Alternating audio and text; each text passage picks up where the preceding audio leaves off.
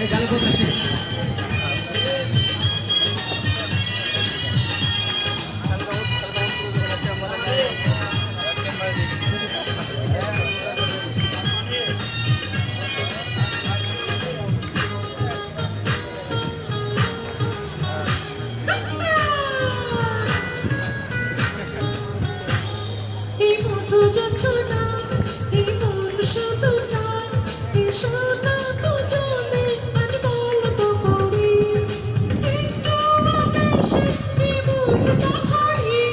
এই মধু যোছনা